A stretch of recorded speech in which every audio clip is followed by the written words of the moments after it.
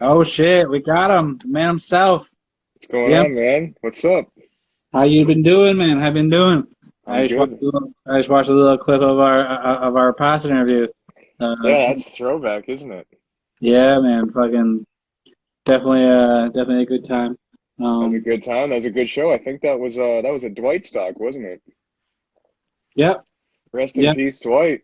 I heard he yeah, passed rest away in a peace. couple Yeah, days ago. yeah, definitely. I definitely seen that. That's definitely sad news for all Hamilton, man. Like fucking, you know, Absolutely.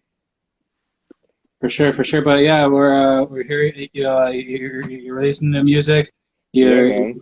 you're out here. You're like you're putting your foot on fucking people's necks and shit like that. Fucking, you're getting out here. How does it feel? I've never heard anybody put it that way, but yeah, it feels good. Feels good, I guess. Um, it's a long time away, so What was just what was the reasoning behind the whole like, the whole gap, the whole time gap? um. It was many things, to be honest with you. Like I started working on some new music back in 2014. Sat down with Chef Bayer and we started working on a project, and just the direction continued to change.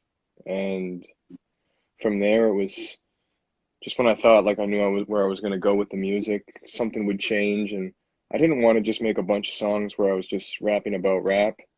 I've always I Yeah, came to this point where I was like, let me tell my life story through my music and make it so in the future, if I have like Alzheimer's or something, I can sit back, listen to like every CD and kind of just relive life through my own words, and tell myself like my own life story and just kind of relive things through music. And that's kind of been what I've wanted to do, and it just needed some time. You need some time to live some life. Otherwise, you're just always rapping about rap if all you ever do is rap. So I just yeah, needed to live life. And that's yeah. where I've been, man. Just living life and letting things happen and just taking it all in, and highs and lows and whatnot, and just trying to figure out the right words that suit those moments. Yeah, for me too, I definitely hear that rapping about rap. Like I got kind of got in that phase around the end of my me putting out songs consistently, and then like when I went back like years later on, after like I was like I didn't put nothing out, but like I just wrote. I just wrote at home and I was like I put some stuff down. And I was like, yo, this is the illest shit I ever did. There's nothing. There's no rappable rap. It's the fucking because I've had so much life experience That's it. that like it just came out to be like a fucking like amazing shit. And I was like, yo, this is amazing. That's it, man. And you have to go through that stuff in order to be able to write about it and kind of like paint that picture with your words. There's some For people sure. that do rapping about rap really well, and I feel a key of that is kind of finding like the fan base for that. But at the moment, it just hasn't worked for me. Like whenever I rapped about rap, the people who understand it, they're like, "Wow, you wrote some dope fucking punchlines." But it hasn't like moved to get a large following. Like Wu-Tang, you can have like seven guys on a song, and the title and the references and everything, it's kind of all over the place. You know what I mean? It's just a dope hip hop record, and the themes are very loosely tied together. It's not something like like a Nas track where he tells a story and it's the whole thing is about the same subject matter. That's something that I feel like people on like an independent level, unless they've got a huge following, rapping about rap, it becomes more of a critiqued thing. People are like, this is all he's ever doing. But we also live in a world where people kind of get tired of a track, um, like a few weeks later. So Exactly. you're gonna run out of life and content before you find your following. People are gonna think you're inconsistent. So that's why even on Pity Party, I said like, I'm sorry for the inconsistencies, but once I pick a beat, I'm a different beast because, the Yeah, inconsistencies are due to me living life and just kind of, deciding what I really want to like paint. Paint is my story. yeah, and definitely like I hear you about looking back at like things like having the catalog. To me, like I'll watch like some of my old interviews. Like even like like even just now, like I was watching like Bill Clip with Us. Like it reminded me of that night. And I was like, yeah, that was a dope night. Like me, I can go back and like watch some of like these old things and kind of like be like, because I put out so much stuff consistently. Like it reminds me of like different parts of my life. Like I'm like I can pretty much tell what I was going through. Like you Yeah, know, like even like other people can see me like smiling in the interview and stuff like that and kind of stuff like that. But like I'll know the time and be like, yo, I was really going through it. You for know? real, man. And that's like the beautiful thing about when you're creating something. Um, I feel like the creator always remembers where they were in that moment of their life. Like I listened to my first album and it takes me back to the way my basement was at that time. It takes me back to like coming up after a few hours of recording songs and my dad's almost done, making dinner or something, or just thinking about the different things that I gave up to record those songs. I remember the Tie Cats were just having their first playoff run and it was snowing out and just all these things that are in your memory as the creator, but everybody else may not fully take that in, right? And I feel Yeah, like people, whenever they make something, it's like a stamp in their life of when the emotions that triggered whatever it was to make them create that. for sure. I heard an interview. Dr. Dre. He said he doesn't like listening to the first Chronic. Like he doesn't like that album because the shit he was going through in his life. But like to us, like that's one of the greatest albums of all time. You know, That's it. like that first Chronic album, Dr. Dre shit. Like that's amazing to us. But like to him, he's like, oh, I was going through a lot of shit in my life, and like it took him to like a dark place. You know?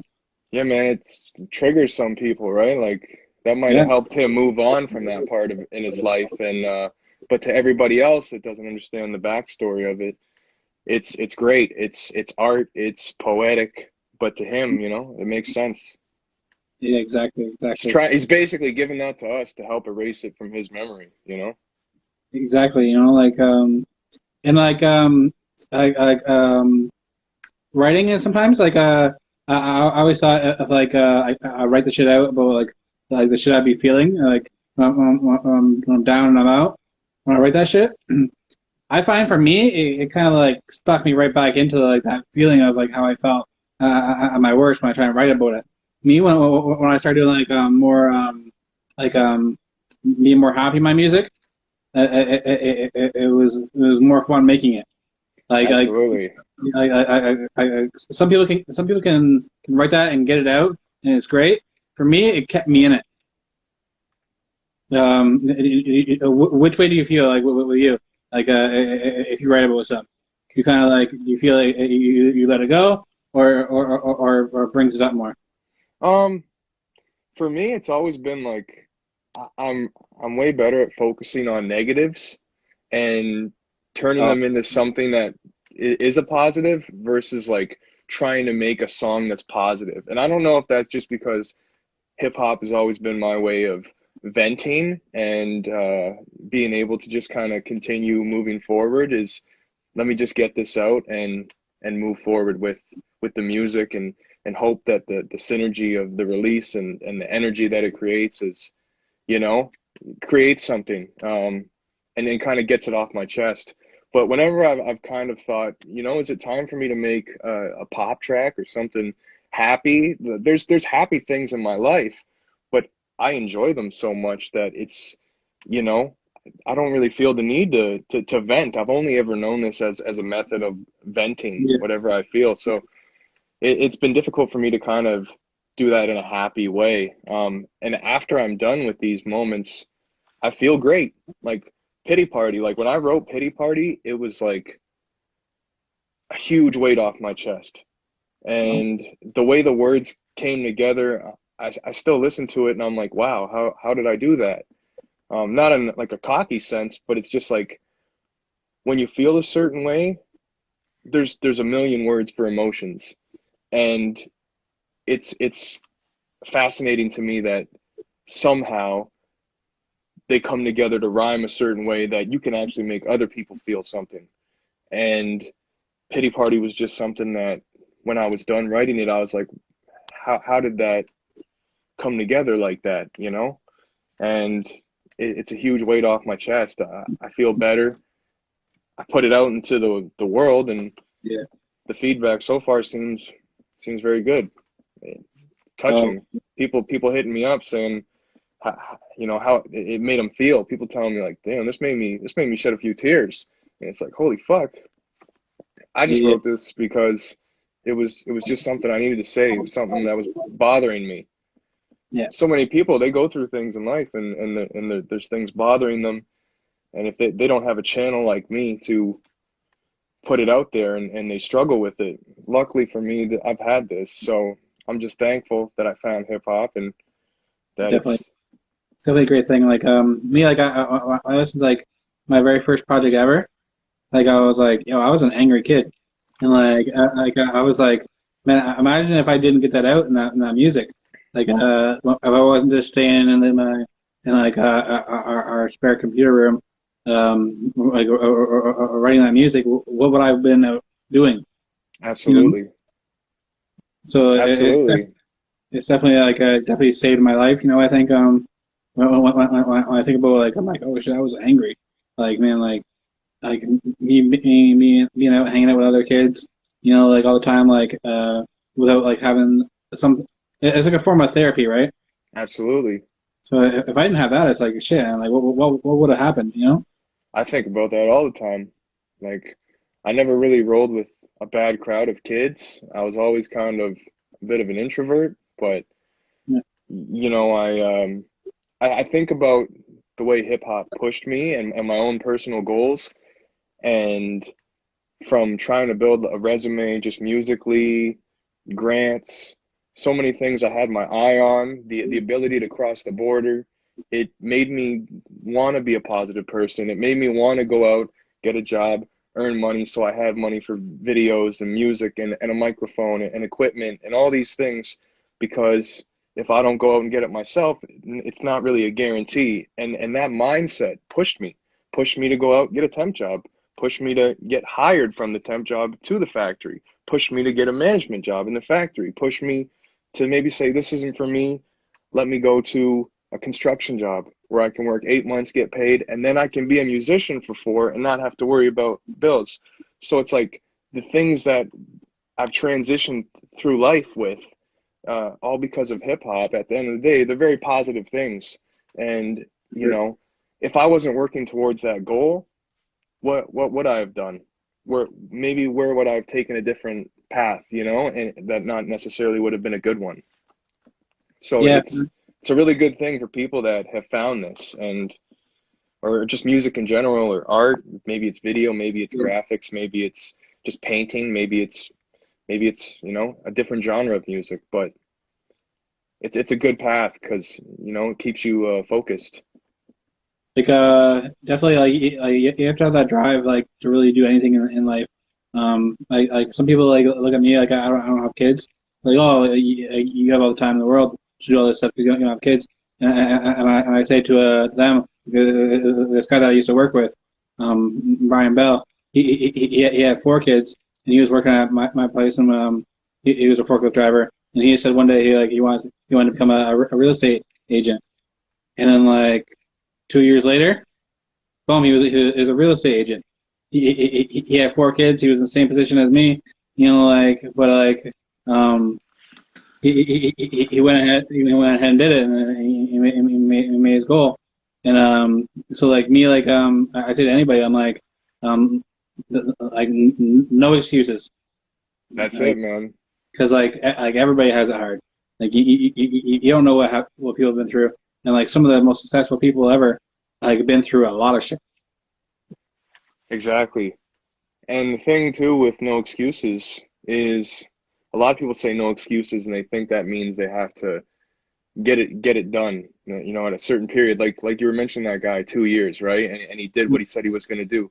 The key is saying you're going to do it and just continuing. Like Yeah. I'd always said I was going to put out some more music, and things would happen in life that would kind of take me off that path, but there wasn't a single day where I thought, you know what, maybe I'm just going to throw these tracks out. This has always been in my mind. People would come up and say, man, you made some good songs. I miss you. Are you still making music? You know, oh man, you had a hell of a run. They thought it was over. In my mind, it was never over. In my mind, it was a matter of time. In my mind, you know, I'm very confident in myself. I believe in myself. When I rap, I don't rap to be the best rapper in the room. I'm just being the best me. I'm trying to be the best Matthew. And when I'm on the mic, what I give you is Matthew. And that's it. I'm just in a competition with myself. And I always knew that give me a set of ears, I'm going to try to impress you.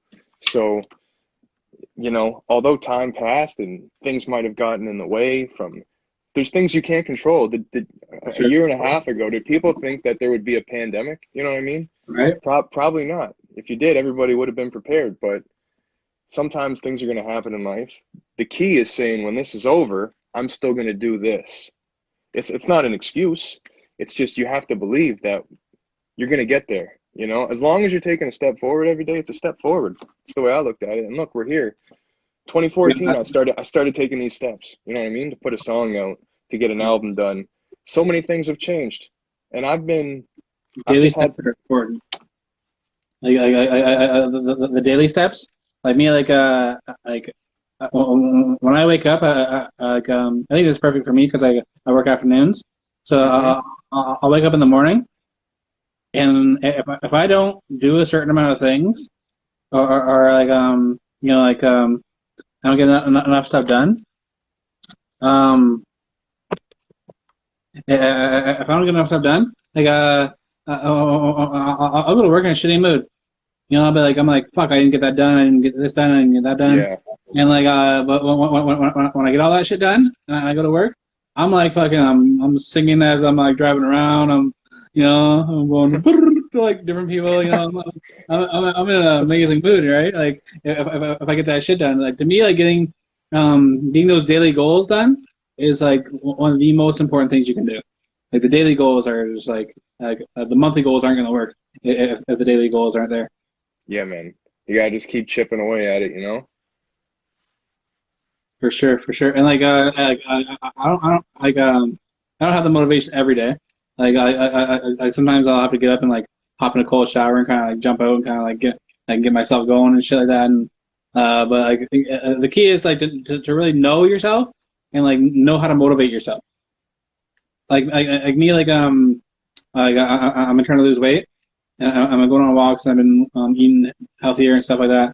And I would see like the results every once in a while.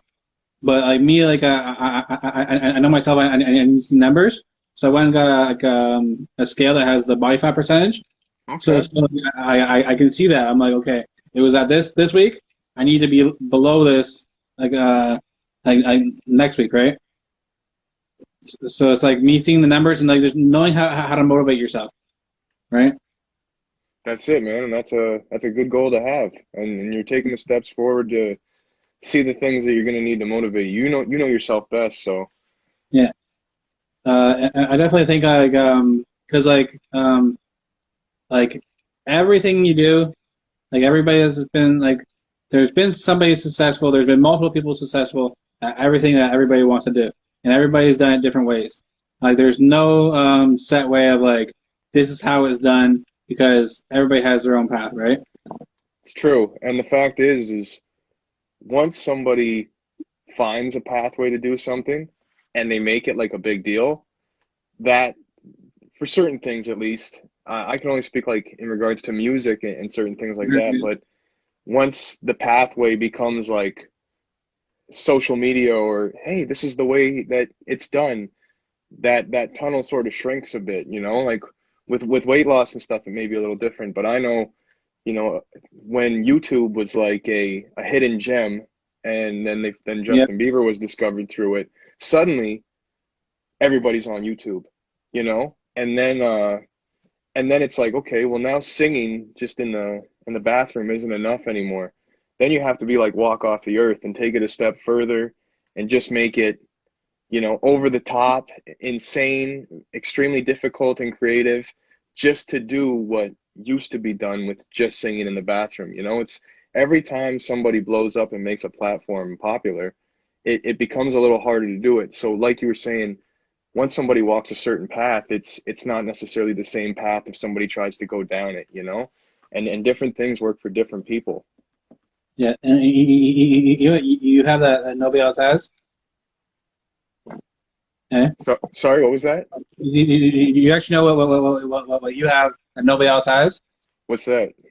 You're you, your personality. Like in this whole entertainment thing, um, that's like your greatest gem to the people. Because like everybody has skills and everybody can learn how to do different things, different ways, but nobody is you. Like the creative way you see things, and that's why I think it's key for us to do interviews and kind of like show like how it is to actually chill with them. Because then when people see that, like I've met a lot of artists over the time. I've done a lot of interviews with a lot of people, and when I have a bad experience with somebody, it's hard listening to their music after that. But when I have a good experience with somebody, it's like I love their music even more. You get a better understanding for who they are, right?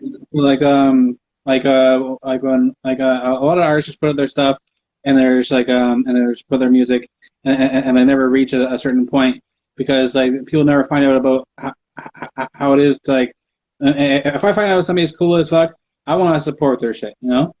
Absolutely. Like if I just think you're and back to the rapidy rap shit, if somebody just puts up music and they're all rapping about rap, but let's say I've met that person and they were cool, I might even listen to their rapidy rap differently than I would listen to rapidy rap from another person. I love hearing the term rapidy rap. You know? When I was when I was putting my first CD out, it was, it's my first album, so like there's still some deep Yeah, stuff there because it took so long to make it, but there were moments of rapidy rap, and you know, I was doing a lot of like whatever is popular on the news, let me make punchlines about that. And yeah, like you said, the thing that makes unique is yourself, right?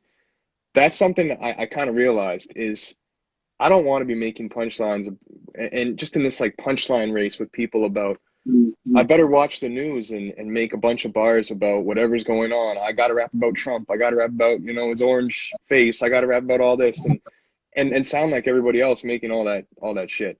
Why don't I tell my story? Because nobody can do Matt better than Matt. So Exactly. I just kind of got sick of like a pissing contest, like, who can out rap who. Everybody wants to win. And I feel everybody should win. But the moment we realize that we can just win by being ourselves is probably the moment we all will win. Yeah, it's all about being yourself and the hard work. That's it.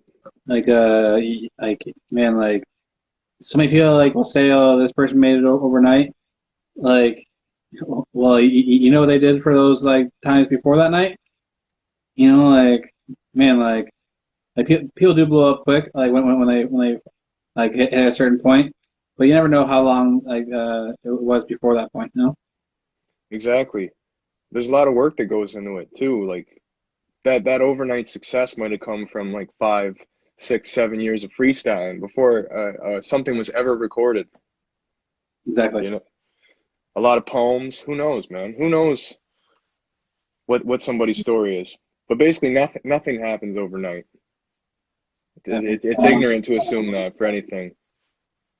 So yeah, there's recently the high cats are coming back. So Yeah, are we gonna get a high cats in the MC collabo? you never know. I mean, I like those guys. They're my friends. You know, maybe even if it was happening, would I tell you? Who knows? Who knows, right? We can only assume, right? We got to keep it exciting for people. So This is like a legendary show. So like if there's any place you want to say it, like drop the exclusives, eh? it's definitely on LEG TV. Like we definitely changed the game over here. Well, let's put it this way. I've got a great relationship with those guys. So we'll just Awesome. we'll just we'll just put it that way. And I've always had a good relationship with those guys. So I'm excited to see them back, and they're doing some really big things. They're getting some crazy numbers. I heard they've got that Benny the Butcher feature coming, which is insane. It's probably the most relevant and popular hip hop artist that I can recall that has ever Yep. been featured on like a Hamilton track. So Yeah, it's when I seen that, I was like, holy shit, that's a Exciting stuff, man. Exciting stuff. yeah, yeah, for sure. So I want to go back to I don't think in our first interview we actually even talked about the Canada Guy's talent stuff. I can't remember. I was gonna make it a thing to follow up and check that interview out today, but it just slipped my mind. But Yeah. I just So remember the only thing I remember, sorry, the only thing I remember is I think you asked me burgers or pizza, and I was like, you know what, pierogies, man. yeah, yeah. Just was a But, fan of the pierogies at the time. how was that Canada Guy's talent like the whole process like that thing It that was was it was fun, 2020. man. Sorry, what was that? I missed that part. When was that? That 2000. was in 2012. Yeah. So how was that whole process? It was good, man. Like for a hip hop artist, I thought I was gonna be like kind of like put in a corner and like I thought it was gonna be weird maybe, but it wasn't. They because it was a Canadian production, they told me right from the start, look, we're not trying to change you. We're not trying to tell you what to say.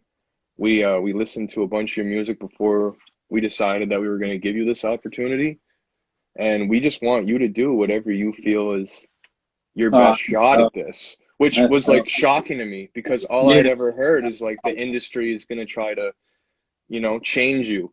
And they didn't, man.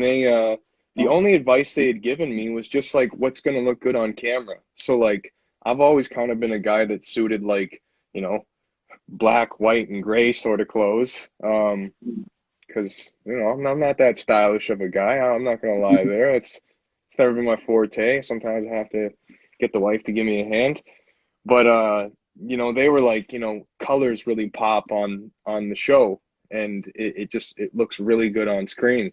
So that's how like the yellow shoes came about. Is they showed me this outfit, and at first I was like, I don't know, man. I don't know if I'm gonna be able to pull that off. Do you guys have anything in like black and white?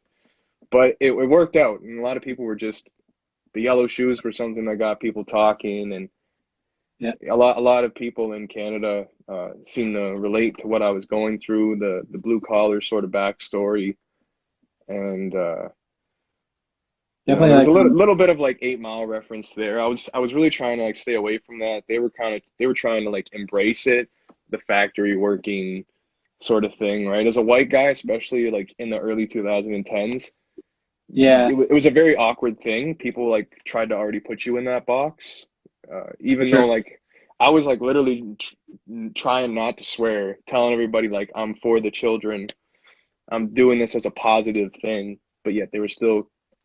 It's just familiar Yeah, with people, right? In for sure. TV, they do like what's familiar. Exactly, exactly. Yeah, like me, like when I got my clothes, I actually heard something like a long time ago when about always dressing in dark colors and kind of stuff like that.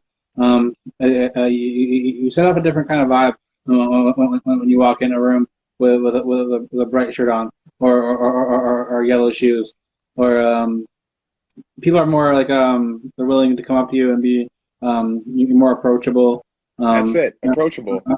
yeah, I'm rocking the red tee. I had a shirt swap with um, Saint T. Uh, so yeah, like rocking the bright colors is Look at you, man. Look at you just going on with your plugs. Just, holding it down. You just got paid for that, didn't you?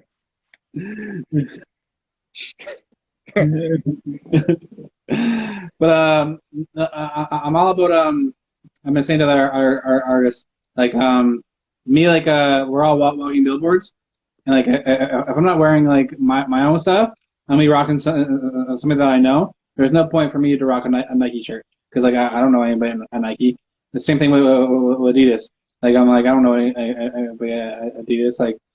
They Um all they all know you though. yeah, yeah. But They know. Saint T, I actually did an interview with him. Oh yeah? The guy that has his clothing line. So like I'll rock it on the show, right? And I usually wear my GT like if I had an MC shirt, I'd rock it on the show. You know? Okay, okay. I get the hint. I get the hint. Have you thought about doing merch? It's crossed my mind. I had some merch early on. Right now, it's just kind of figuring out what I want to do. I've always had this weird respect for the people that supported me. In the sense that I didn't want to be annoying. I didn't want to rip them off. Whenever I do a show, I'd only do like a few a month or a few a year, just because I didn't want to stretch people. I know it's a big deal for them to get a whole night off, give me their money, come out, um, get their friends to come out, so it's an even better experience for them. And I always just felt like maybe asking for merch was just too much, and I could never like have enough demand to kind of keep the cost low. So Yeah, we'll see how things go now. Like I know I saw on like Spotify the other day, like they're literally just letting you put your like PayPal in your Spotify now to help actually support the artists, which is kind of nice. Like outside of the yeah, music that like we've spent thousands on microphones, computers, and hardware, for sure. we Like, don't we don't, we don't really get that back that easy. like the merge. Like, I was actually really surprised. Like like because people say they're gonna do stuff all the time and they don't. But like, they're like, oh, I'll buy the merch when it comes out, and they actually bought it, and like it sold out quick. I got like every order in the first part. I got my stuff all sold out quick, and yeah, at one point, like you don't want to feel guilty of it. Like me, I've been doing this stuff for years, and didn't make any money until I started selling merch. And I'm like, man, I've been entertaining people for free for how long? Like this money I'm making off the merch is like, I'm making my back pay, you know? Yeah, plus interest. Right, right, right.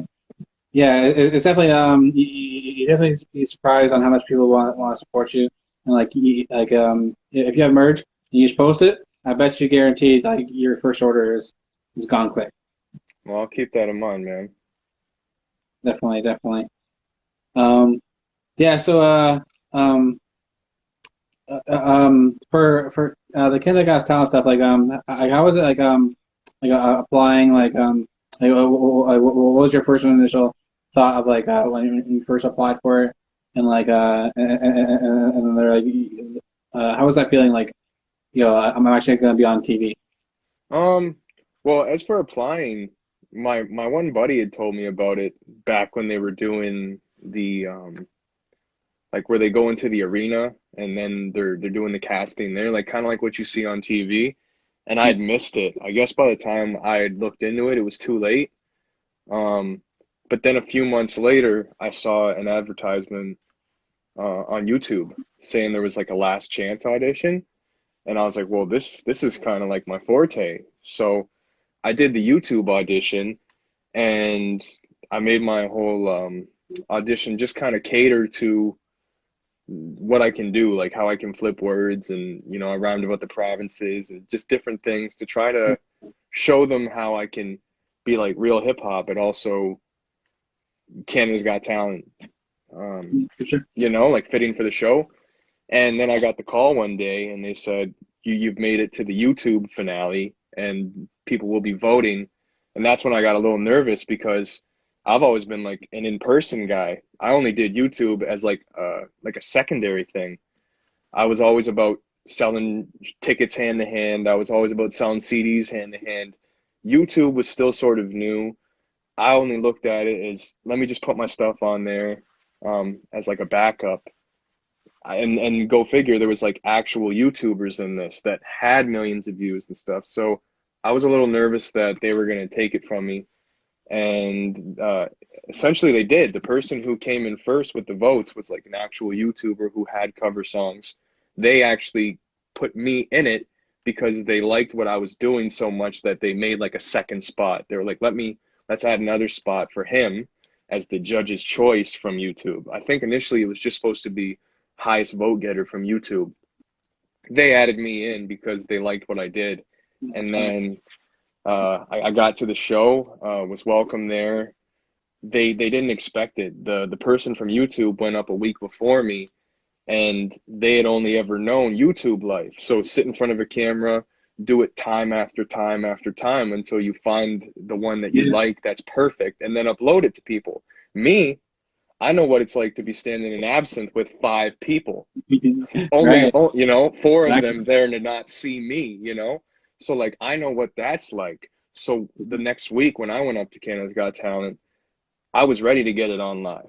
And all the production, when I started doing the rehearsals and stuff, they could tell that I was really about it, and I think they liked the way that I conducted myself, and was just on board for the show, and went well. Made it, you know, did a good job in the semifinals, and then I got into the finale, and you know they were excited to have me in the finale, and they told me just go balls to the walls. In the semifinals, they told me to kind of cool it off a bit. They were like, you know, don't come out too scary because there's middle-aged women looking at this, there's moms and children watching, so don't go too hard. This is your introduction to people because they hadn't seen you in the show. You came here from YouTube as a last chance. In the finale, they told me, go balls to the wall, just rip the roof off this place, and just leave it all out here. So that's what I did, and you know, it was a good experience. Made some good connections, and had the city behind me, you know, for that period of my life, and it was exciting. It was exciting, like while it was going on. Afterwards, it was a little, you know, it's a bit of an emotional roller coaster because For sure. um, everybody was like behind me for that, and then afterwards, it sort of dwindled away, you know, and I kind of felt like I was in the same place that I started at. Uh, Definitely, definitely. Like I definitely hear that. Like me, I can't relate to that big, but I was having my run back in like the around that same time, and then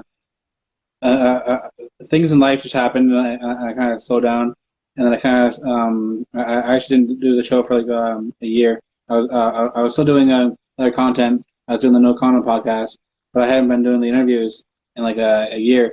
And when I first started messaging people, I was like, oh, like these people would like answer my shit quick before when I was hot, but getting back hot was definitely a task, and people are starting to come around now, but it took a lot to kind of like build back up, and I definitely hear what you're saying is like having the moment, and then it's almost like people look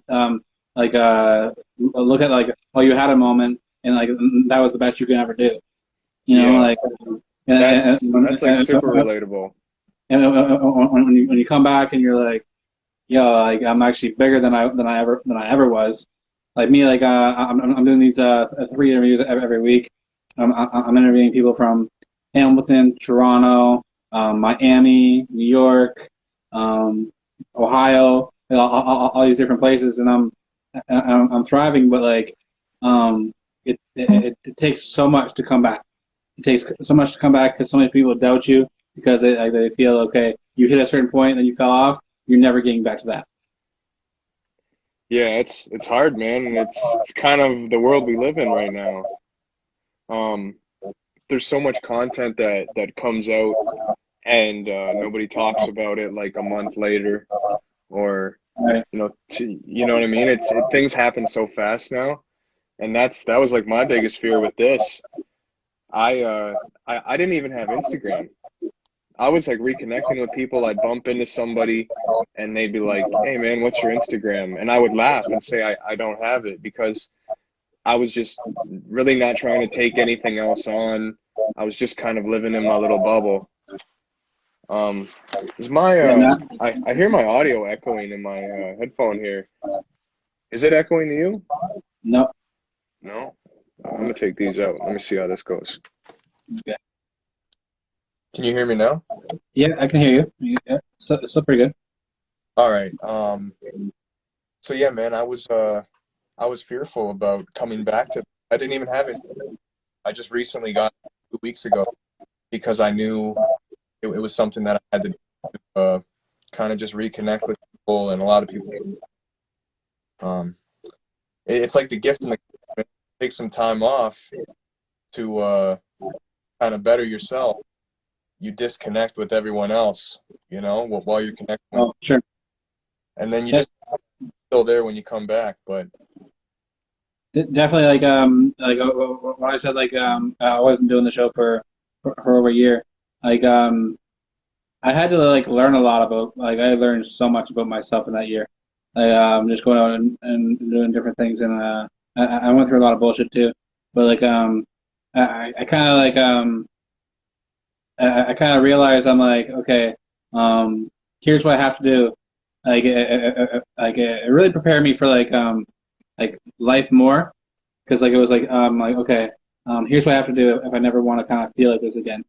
I gotta constantly work. I gotta constantly kind of build and have those everyday goals, and fucking and just kind of push, and definitely I feel like I'm at one of the best points in my life. I'm glad you, Um, and that's like the shit that just makes me happy and inspired. Just hearing yeah, people say stuff like that breaks my heart every time somebody going through something, and you want to just pick somebody up, but it's obviously not that easy. But I'm we, glad um, to hear that you're keeping yourself busy and you've got a good routine, and I'm glad that you've gained momentum from, when you were kind of. yeah, and those moments of like being down, like when you're up, you appreciate being up so much more. It's like people that like for instance, people that are born into like riches and stuff like that, and they have a good life their whole life. Like some of them are miserable later on because they don't know what it's like to struggle, and so they don't know what it's like to they don't know how to appreciate the extra shit they have. You know, For real, man. like, like that struggle. Gotta look at the you got to look at everything as a whole, right? And you got to look at those moments you were going through a struggle. What did that struggle protect you from? I think about this shit all the time, bro. Like, I would have won Yeah, Got Talent, and maybe I would have gone to LA. I would have missed out on the last few years of life with my dad. And to me, that's more valuable than anything. I can always get this shit later, yeah, but those years are valuable. So sometimes once you've like defeated that struggle, it's good to look at it too, like what would have happened if I wasn't going through a struggle at that point. You know what I mean? Some yeah, people get like the lock, like it's always a positive take on something. You can look at the lock, oh man, I'm stuck inside. Or you can look at the lockdown like somebody got in a car accident today and that could have been me.